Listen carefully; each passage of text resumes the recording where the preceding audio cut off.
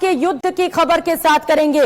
Israel Hamas युद्ध चरम पर है और अब हमास तैयारी कर रहा है पलटवार को लेकर, क्योंकि अस्पताल पे हमले के बाद इजराइल को लेकर हमास काफी ज्यादा गुस्से में है और इसे लेकर अब पलटवार की तैयारी है। ये रिपोर्ट देखिए।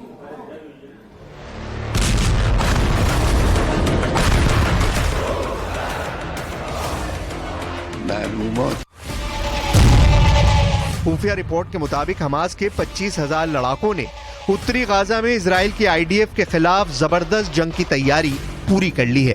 उत्तरी गाजा से इजराइल की चेतावनी के बाद से 10 लाख फिलिस्तीनी और हमास समर्थक भाग चुके हैं। खाली हो चुके उत्तरी गाजा में हमास बेसब्री से इजराइल के जमीनी हमले का इंतजार कर रही है।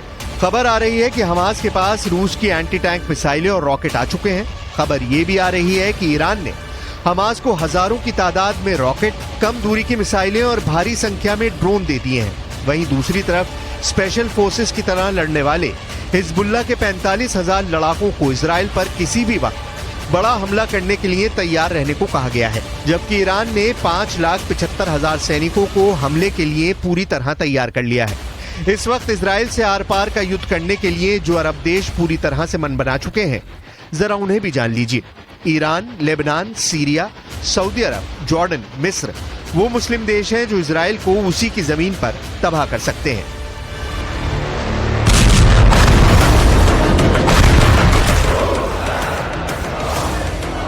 मालूमात 500 की मौत का बदला, जंग में उतरी मुस्लिम सेना। चुनांचे این جنایت ادامه پیدا کنه مسلمان‌ها بیتاب میشن، نیروهای مقاومت بیتاب میشن، کسی جلو اینا رو دیگه نمیتونه بگیره. اینو بدانن، توقع نکنن از کسانی که نگذارید فلان گروه فلان کارو بکنه، کسی نمیتونه جلو اینا رو بگیره. इजराइल भी जानता है कि 57 मुस्लिम देशों से उसे जंग में सामना करना पड़ सकता है। हम आपको बता दें कि इजराइल हमास की जंग में अब तक 4,500 से ज्यादा लोगों की मौत हो चुकी है। गाजा पट्टी में फिलिस्तीन और हमास के समर्थकों पर इजराइल यमराज बनकर टूट पड़ा है। उत्तरी गाजा से 10 लाख फिलिस्तीनी और हमास के लोग 14 किलोमीटर दूर दक्षिणी गाजा की तरफ भाग गए हैं।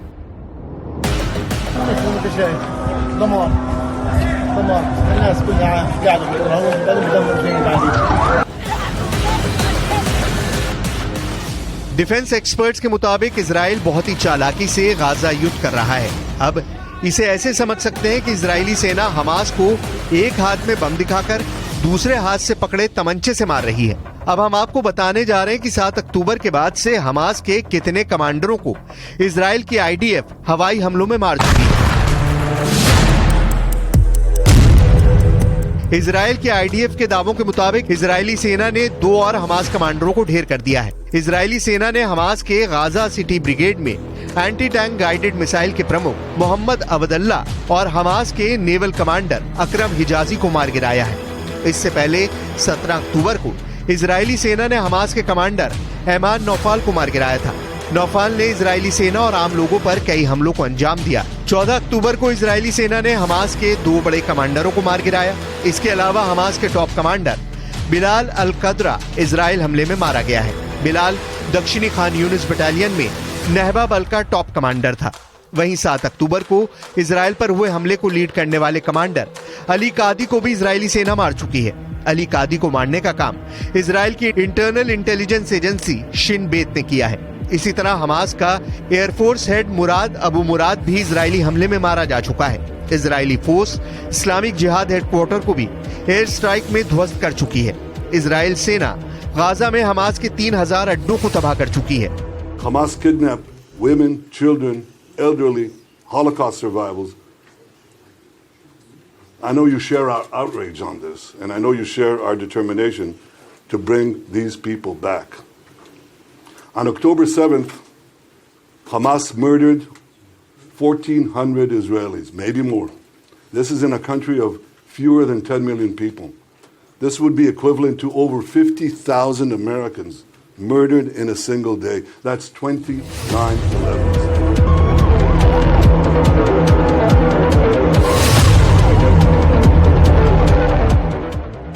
गाजा सिटी के अल अहली अरब सिटी हॉस्पिटल पर रॉकेट से हमला इजराइल ने किया या फिर फिलिस्तीन इस्लामिक जिहाद के लड़ाकों ने? लेकिन इतना तय है कि अस्पताल पर हुए हमले में 500 लोगों की मौत के बाद अब अरब युद्ध बनाम यूरोप युद्ध हो चुका है। हमास के साथ ईरान और हिजबुल्ला जबरदस्त तरीके से साथ दे रहे हैं। इजराइल भी जानता है कि ईरान के 5,75,000 सैनिकों से जंग करना जरा भी आसान नहीं है। इजराइल के पास सिर्फ 1,73,000 सैनिक हैं। इजराइल की 4,65,000 की रिजर्व फोर्स को जोड़कर भी इजराइल ईरान के आसपास नहीं टिकता है। अब देखना होगा कि गाजा सिटी के अल अहली अरब सिटी हॉस्पिटल में मारे गए 500 से ज्यादा लोगों की मौत का बदला ईरान, हिजबुल्ला और हमास कैसे लेते हैं।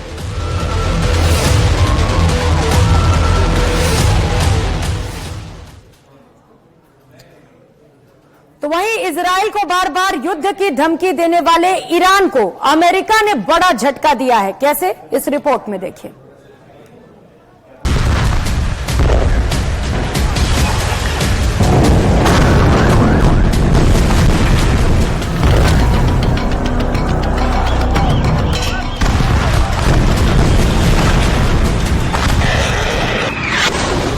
ईरान अपनी जिस ताकत के भरोसे इजराइल को मिटा देने की धमकी दे रहा है, ईरान के उस फन को कुचलने की तैयारी कर चुका है अमेरिका। हमास इजराइल युद्ध के बीच ईरान गाजा पर इजराइल की बमबारी से बौखलाया हुआ है। वो बार बार युद्ध में सीधे उतरने की धमकी दे रहा है। ईरान के सुप्रीम लीडर बार बार इजराइल को गाजा पर हमले रोकने की चेतावनी दे रहे हैं, लेकिन इजराइल अपने मिसाइल धमाकों की गूंज में ईरान की धमकी को अनसुना कर दे रहा है। लेकिन ईरान की हर हरकत पर अमेरिका की पूरी नजर है। इसीलिए ईरान हमास इजराइल युद्ध में कूदे उससे पहले ही अमेरिका ने उसके पर कतरने की तैयारी शुरू कर दी है। अमेरिका ने ईरान के खिलाफ बड़ा कदम उठाते हुए ईरान की बैलिस्टिक मिसाइल प्रोग्राम और ड्रोन प्रोजेक्ट पर नई पाबंदियों की घोषणा कर दी है। अमेरिकी विदेश मंत्री एंटनी ब्लिंकन ने ईरान पर नए प्रतिबंधों की जानकारी देते हुए ट्वीट किया है कि आज संयुक्त राज्य अमेरिका ईरान के बैलिस्टिक मिसाइल्स और यूएवी कार्यक्रमों का मुकाबला करने के लिए नए प्रतिबंध लगा रहा है।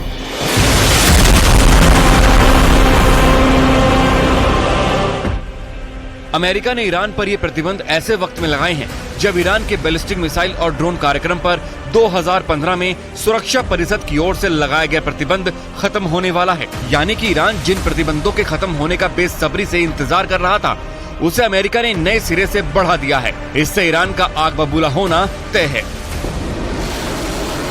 इससे पहले पिछले महीने ही नेटो के 3 अहम देश ब्रिटेन, फ्रांस और जर्मनी ने ईरान पर मिसाइल और परमाणु प्रतिबंधों की घोषणा की थी। इन तीनों देशों ने एक संयुक्त बयान में कहा था कि ईरान पर मिसाइल और परमाणु प्रतिबंध बरकरार रखने का फैसला लिया गया है और ईरान को चेताया था कि अगर ईरान ने इन प्रतिबंधों की लक्ष्मण रेखा लांघने की कोशिश की तो उसे गंभीर नतीजे भुगतने होंगे।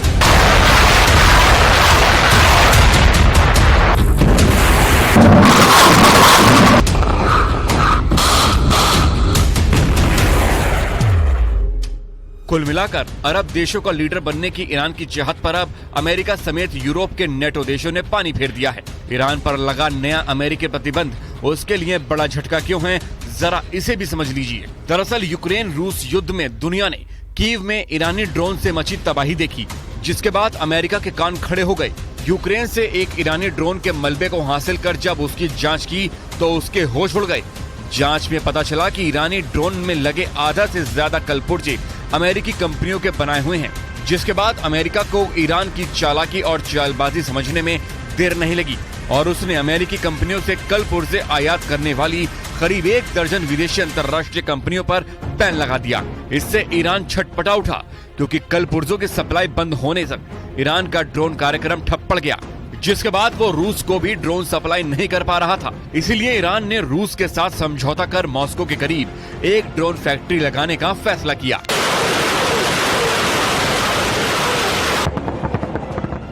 इस बीच अमेरिका को पता चला कि ईरान ने कुछ देशों की मदद से अपना ड्रोन कार्यक्रम फिर से शुरू कर दिया है, जिसके बाद अमेरिका ने ईरान पर नए प्रतिबंध लगा दिए हैं।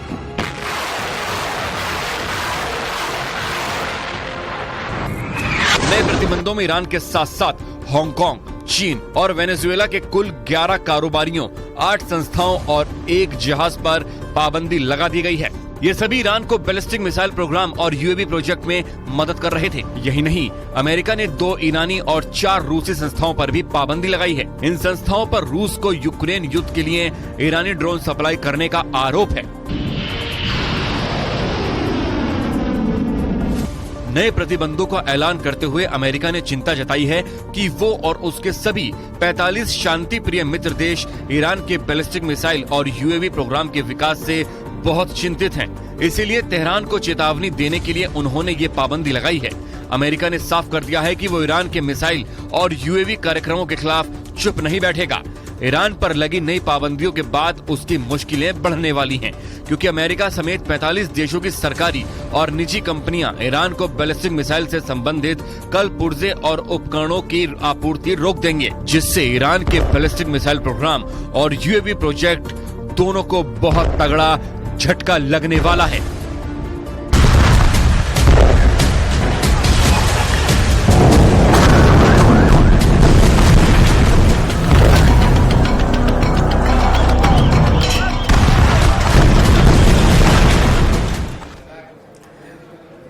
तो इजराइल और हमास के बीच युद्ध लगातार जारी और इन सब के बीच इस वक्त की बड़ी खबर आपको बताते चले। प्रधानमंत्री नरेंद्र मोदी ने फिलिस्तीन के राष्ट्रपति से फोन पर बातचीत की है और जिस तरीके से गाजा में अस्पताल पर हमला किया गया उसे लेकर प्रधानमंत्री नरेंद्र मोदी ने संवेदना जताई है। पीएम मोदी ने राष्ट्रपति महमूद अब्बास से बातचीत की। फिलिस्तीन के लोगों के लिए मदद जारी रखने की भी बात प्रधानमंत्री नरेंद्र मोदी की ओर से कही गई है। पीएम ने क्षेत्र में बढ़ते आतंकवाद पर भी चिंता व्यक्त की है। पीएम ने हिंसा और बिगड़ते हालात पर चिंता जताई है। इजराइल फिलिस्तीन पर भारत पुराने रुख पर कायम है, ये बयान प्रधानमंत्री नरेंद्र मोदी की ओर से सामने आए हैं।